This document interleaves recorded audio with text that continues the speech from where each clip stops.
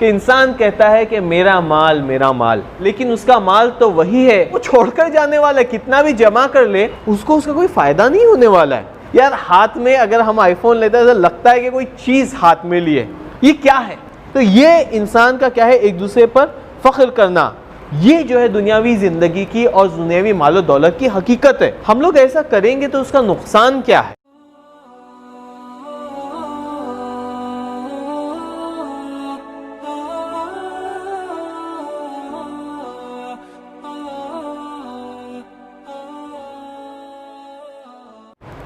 अच्छा, फिर सवाल ये है कि हम लोग ऐसा करेंगे तो उसका नुकसान क्या है?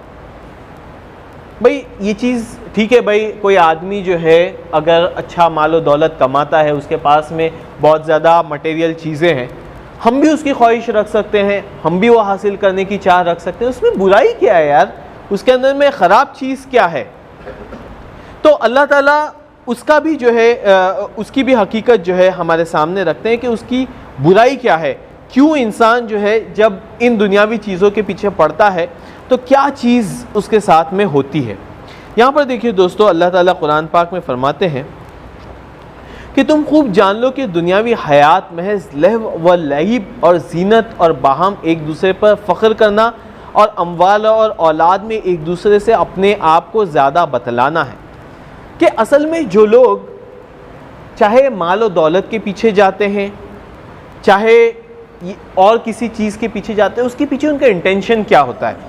ये बहुत इंटरेस्टिंग चीज़ है। क्यों इंसान ये तमाम चीज़ें करता है?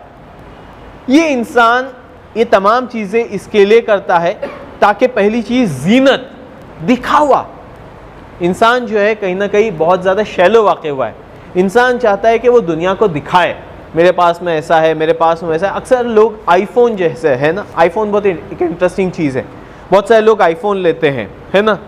आईफोन वो क्यों लेते हैं? आप उनसे पूछेंगे, वही फंक्शनैलिटी लेट्स से कोई और फ़ोन में भी उनको मिल सकती है। आईफोन क्यों लेते हैं? नया, उसमें भी सबसे लेटेस्ट जो मॉडल आया वो क्यों लेते हैं? उसका वो क्या जवाब देते हैं, है ना। यार आदमी हाथ में आईफोन लगता है ना तो ऐसा लगता है कि हाथ में फ़ोन है।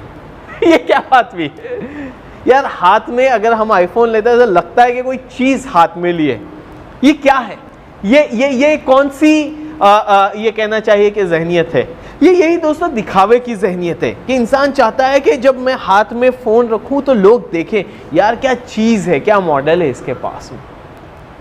ये इसकी हकीकत है। फिर क्या है? हम एक दूसरे पर फख्र करना, है ना। इंसान एक्सप्लिसिटली नहीं बोलता है यार मेरे पास अच्छा फ़ोन है, तेरे पास में ख़राब फ़ोन है, लेकिन कभी कभी बोलता है क्या चिंदी फ़ोन लेकर घूम रहा है ना। या फिर क्या चिंदी गाड़ी लेकर घूम रहा है।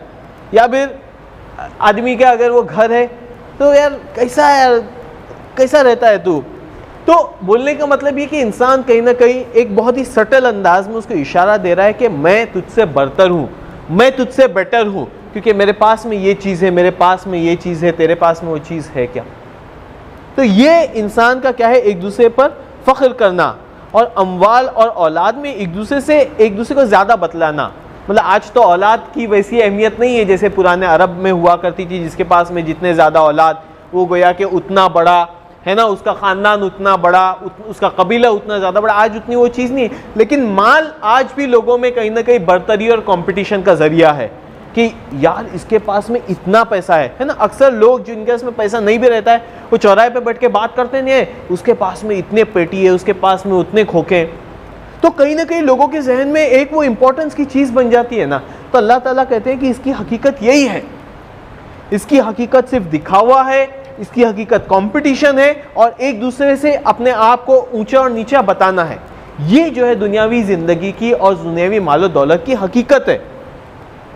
इसीलिए इंसान दुनिया हासिल करना चाहता है। और ये आप ज़रा सोचें तो कितनी मामूली चीज़ है। छोटे बच्चे जो रहते हैं ना, छोटे बच्चे इस तरह की हरकत करते हैं, मेरे पास में देख कितना अच्छा खिलौना है, तेरे पास में कैसा खिलौना है। ये वो बचकाना ज़हनियत है। या मेरे पास में कितना अच्छा चमकदार जूता है, तेरे पास में चमकदार जूता नहीं है। ये वो बचकाना ज़हनियत है जो इंसान क्या करता है, उसको अपनी ज़िंदगी में जब वो बड़ा हो जाता है तभी भी लेकर आता है। तो ये उसकी हकीकत है।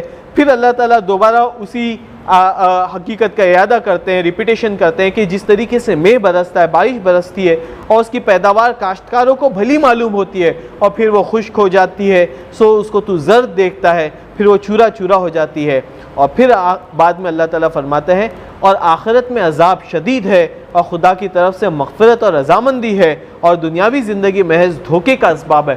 कि ये एक धोखा है, ये जो है एक बहुत बड़ा धोखा है जिसमें इंसान मुब्तला हो जाता है। और अगर इंसान कहीं उस धोखे में पड़ गया तो फिर उसके लिए जो है आखिरत में अजाब है। अगर वो चाहे तो अल्लाह ताला की मग़फ़िरत और रज़ामंदी भी हासिल कर सकता है कि अल्लाह ताला की खुशनुदी, अल्लाह ताला किस तरीके से खुश हो, वो उसके पीछे भी जा सकता है। लेकिन कहीं ना कहीं क्या हो जाता है, वो इस धोखे में मुब्तला होकर क्या हो जाता है, अपनी आखिरत से हाथ धो बैठता है। यही बात को अल्लाह ताला और एक्सप्लिसिटली दूसरी जगह फरमाते हैं कि जो लोग मरने के बाद में हमसे मिलने की तवक्का नहीं रखते, सिर्फ दुनिया की ही ज़िंदगी में मगन है और उसकी हालत से मुतमईन हो गए हैं, और जो लोग हमारी निशानियों से गाफिल है, ऐसे ही लोग हैं जिनका आखिरी ठिकाना दोज़ख होगा। ये वो नुकसान है कि दोस्तों हम लोग समझते हैं कि ये कोई मामूली चीज़ है, दुनिया की चकाचौंध के पीछे भागना, उसका कोई नुकसान नहीं है। अक्सर हमारे साथी, तहरीकी साथी भी कहते हैं यार दुनिया कमाने में तो कोई मसला नहीं है, दुनिया हासिल करना कोई बुरी बात नहीं है। दोस्तों दुनिया हासिल करना कोई बुरी बात नहीं है, दुनिया कमाना कोई बुरी बात नहीं है। लेकिन जब इंसान की वो चीज़ बहुत ज़्यादा प्रायोरिटी बन जाती है तो उसका नुकसान ये होता है कि वो उसको अल्लाह ताला की याद से गाफिल कर देता है। वही चीज़ उसके लिए इम्पोर्टेंस बन जाती है, वही चीज़ उसके लिए ज़िंदा रहने का मकसद बन जाती है, वही चीज़ जो है उसको ज़िंदगी की तगोदों में लगा कर रख देती है। और इसीलिए शुरुआत में जैसे कहा कि हमारा भी दोस्तों कहीं ना कहीं यही मामला होता है ना, हम लोग भी जो है अपने दिन के अक्सर औकात यही चीज़ों में लगा देते हैं। तो उसका नुकसान ये होता है कि कहीं ना कहीं हम इस हकीकत को भूल जाते हैं कि मरने के बाद में जो है हमें अपने रब से जा मिलना है।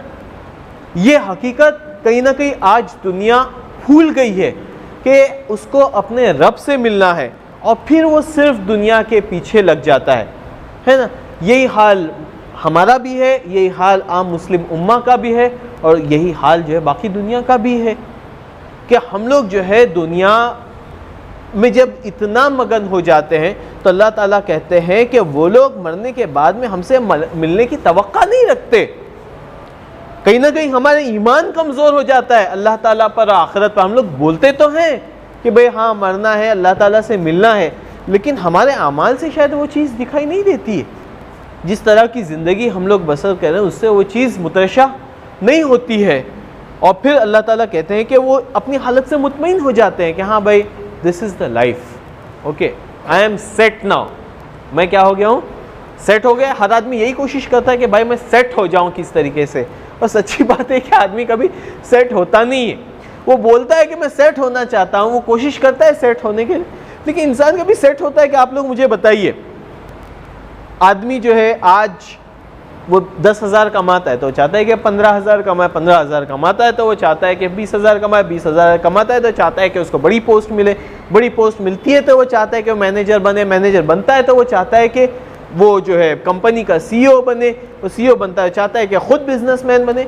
अगेन दुनिया में तरक्की करना कोई बुरी बात नहीं है, उसके लिए कोशिश करना भी बुरी बात नहीं है, लेकिन उसके पीछे ऑब्सेस हो जाना ये दोस्तों बुरी बात है। दुनिया के अंदर में ये नहीं चाहते हम लोग कि सिर्फ और सिर्फ बस मस्जिद में बैठ कर अल्लाह अल्लाह करे, फार फ्रॉम इट। ना हमारी तहरीक ये चीज़ चाहती है, लेकिन जब इंसान का यही मतमय नज़र बन जाता है तो वो कभी सेट होता नहीं है। और फिर होता ये है कि जो लोग हमारी निशानियों से गाफिल हो जाते हैं, अल्लाह ताला की निशानियों से गाफिल होना यानी क्या, हम भाई दुनिया के अंदर में रहते हैं, ये तमाम चीज़ें अल्लाह ताला की निशानियाँ हैं ना। सुबह जब सूरज तुलू होता है, जब शाम में सूरज गुरूब होता है, ये हमको बार बार रिमाइंडर अल्लाह ताला की तरफ से आता है कि ये दुनिया ख़त्म होने वाली है, ये दुनिया ख़त्म होने वाली है, तुम जो है इसके पीछे क्यों भागे जा रहे हो, अपनी लाइफ का कुछ एहतिसाब लो, कुछ जायज़ा लो। तो दोस्तों अल्लाह ताला कहते हैं कि जब इंसान अल्लाह ताला की निशानियों से गाफिल हो जाता है तो उसका आखिरी ठिकाना क्या होता है, उसका आखिरी ठिकाना जो है दोस्तों दोज़ख हो जाता है। आप लोग कहेंगे कि ये चीज़ दोज़ख तक के कैसे ले जाती है। ये चीज़ जो है, हम तो अल्हम्दुलिल्लाह मुसलमान हैं, है ना, हम जो है नमाज भी पढ़ लेते हैं, हम लोग जो है अल्लाह ताला को अपना रब भी मानते हैं, हम लोग तो जो है शहादत भी देते हैं, अशहदु अल्ला इलाहा इल्लल्लाह व अशहदु अन्ना मुहम्मदन अब्दुहु व रसूलुहु। हम लोग जो है किस तरीके से जो है दोज़ख तक के पहुँच सकते हैं? तो इसका जवाब भी जो है दोस्तों सूरह कहफ में मिलता है। सूरह कहफ का जब आप मुताला करेंगे और ख़ास तौर से उसमें 2 बाग वालों का वाक़या मिलता है। आप में से अक्सर लोगों ने पढ़ा होगा कि एक बाग वाला रहता है जो अल्लाह ताला का बड़ा नाशुक्रा रहता है, उसको अल्लाह ताला ने बहुत अच्छा बाग दिया रहता है अंगूर का, उसके पास में खजूर के दरख्त भी होते हैं, लेकिन वो अक्सर फ़ख्र करता है, वो ये समझता है कि ये उसी की अपने हाथ की कमाई है और वो उसमें कहीं ना कहीं अल्लाह को भूल जाता है। वो समझता है कि मैं ही बहुत कोई तोप हूँ, है ना, जो मैंने इतना अच्छा आलीशान बाग बनाया है। और उसके मुकाबले में एक दूसरा बाग वाला होता है जो हमेशा अल्लाह ताला का शुक्रगुजार बंदा होता है, जो हमेशा अल्लाह ताला का शुक्र अदा करता है और ये कहता है कि घमंड मत करो क्योंकि जो भी दिया हुआ है अल्लाह का दिया हुआ है। और फिर बाद में ये होता है कि अल्लाह ताला उसका बाग जो है वो अचानक रातों रात जो है तबाह व बर्बाद कर देता है, पूरा बाग जो है जला कर रख देता है, उसका बाग जल जाता है। तब वो ये ऐसा क्यों कहता है कि ऐ काश मैं अपने परवरदिगार के साथ किसी को शरीक नहीं करता, परवरदिगार के साथ किसी को शरीक नहीं करता। ये क्या बात हुई? क्या वो आदमी मुशरिक था? क्या वो अल्लाह के अलावा और किसी की परस्तिश कर रहा था, किसी और की पूजा कर रहा था, किसी और को रब मान रहा था? नहीं, वो तो सिर्फ अपने माल और दौलत पे घमंड कर रहा था। लेकिन जब उसका माल और दौलत, जब उसका बाग जल जाता है, तब वो ये ऐसा क्यों कहता है कि ऐ काश मैं अपने परवरदिगार के साथ किसी को शरीक नहीं करता? उसकी वजह यह है कि दोस्तों, जब इंसान दुनिया के पीछे जाता है तो कहीं ना कहीं वो दुनिया को अपना खुदा बना लेता है ना। अक्सर एक हमारे यहाँ पर शादियाँ होती है, एक मिसाल दे रहा हूँ, है ना, और लोग कहते हैं कि भाई नहीं, हम लोग छोटी शादी नहीं कर सकते, हम लोग सादगी से नहीं कर सकते क्योंकि दुनिया वाले क्या कहेंगे, घर वाले क्या कहेंगे, घर की औरतें क्या कहेंगी, है ना, हम लोगों का की जो बिरादरी है वो क्या कहेंगे। तो गोया कि हमने क्या कर दिया, अल्लाह ताला के हुक्म के सामने उनको खुदाई इलाहियत का और खुदाई का दर्जा दे दिए। हम लोगों ने कहीं ना कहीं अपने आप को जो है अल्लाह ताला की बंदगी करने की बजाय दुनिया की बंदगी के पीछे लगा दिया कि दुनिया वाले क्या बोलेंगे। या फिर ये होता है कि अल्लाह ताला का एक हुक्म है ना कि भाई मिसाल के तौर पर फजर की नमाज पढ़ो, और हम लोग क्या करते हैं कि हम लोग कहीं ना कहीं अपने नफ्स की वजह से जो है फजर की नमाज के लिए नहीं उठ पाते हैं। तो गोया कि हम लोग क्या करते हैं, अपने नफ्स को अपना खुदा बना लेते हैं। ये भी शिर्क की एक किस्म है। हम लोग भले से अपने आप को मुसलमान बोले, लेकिन जब हम अपनी ख्वाहिशात और दुनिया के पीछे जाते हैं तो गोया के शिर्क में मुब्तला हो जाते हैं। हम दुनिया को क्या करते हैं, अपना खुदा बना लेते हैं, और ये भी जो है दोस्तों शिर्क की एक किस्म है जो इंसान को कहीं ना कहीं दोज़ख की तरफ ले जा सकती है। तो ऐसे में हमारा रवैया क्या होना चाहिए, इसकी भी हिदायत जो अल्लाह ताला ने सूरह कहफ ही में हमको दी है। अल्लाह ताला कहते हैं, और जो लोग सुबह व शाम अपने परवरदिगार को पुकारते रहते हैं और उसकी मोहब्बत में सरशार हैं, तो उन्हीं की सोहबत पर अपने जी को काने कर लो। इंसान क्या होता है, अक्सर अपने आप को दुनिया में ही और दुनिया के लोगों में ही और दुनिया के जंजीरों में ही जकड़ा रखता है, तो उसकी वजह से वो अल्लाह ताला की याद से, अल्लाह ताला की मारिफत से गाफिल हो जाता है।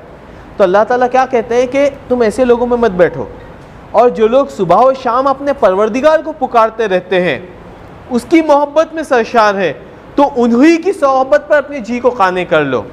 ये मत सोचो कि मैं बड़े बड़े लोगों में बैठूंगा तो मेरा वट बढ़ेगा। नहीं, जो लोग अल्लाह ताला की याद में सुबह व शाम लगे रहते हैं, जो अल्लाह ताला का जिक्र करते हैं, उसके हिसाब से अपनी ज़िंदगी, मतलब जिक्र का मतलब सिर्फ ये नहीं होता है कि जो मस्जिद में बैठकर रहबानियत इख्तियार कर लिए हैं उनके साथ में बैठो, नहीं, बल्कि जो लोग अल्लाह ताला के अहकाम को बजा लाते हैं, चाहे वो मस्जिद में हो, चाहे वो बाज़ार में हो, चाहे वो कॉलेज में हो, ऐसे लोगों की सोहबत इख्तियार करो।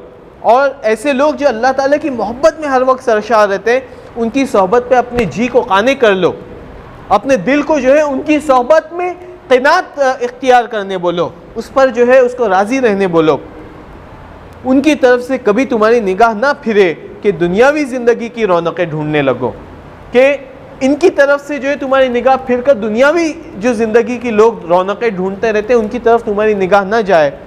जिसके दिल को हमने अपनी याद से गाफिल कर दिया और वो अपनी ख्वाहिश के पीछे पड़ गया, तो ऐसे आदमी की बातों पर कान ना धरो। ये वो रास्ता है, ये वो तरीका है कि एक जानिब वो लोग हैं जो अल्लाह ताला के अहकाम, उसकी इबादत और उसकी बंदगी बजा लाना चाहते हैं, और वो लोग हैं दूसरा जो दुनिया की रौनकें उसके पीछे पड़े हैं। यहाँ पर अल्लाह ताला ने दुनिया इस्लाम के मुकाबले में और ईमान के मुकाबले में अगर किसी चीज़ को खड़ा किया है तो वो दुनिया परस्ती है, मादियत है, मटेरियलिज्म है। कि अगर ईमान का कोई दुश्मन है तो आज की तारीख में वो मादा परस्ती है जिसके पीछे जो है लोग जा रहे हैं। आज दोस्तों मज़े की बात यह है कि अल्हम्दुलिल्लाह आप लोग देखते हैं कि हम लोग जो है दावती काम करने के लिए कभी कभी निकलते हैं, और उसमें जो है हम लोग जो है लोगों को बताते हैं, एक अल्लाह के बारे में बताते हैं और तौहीद के बारे में बताते हैं और क्यों जो है एक रब को मानना ज़रूरी है।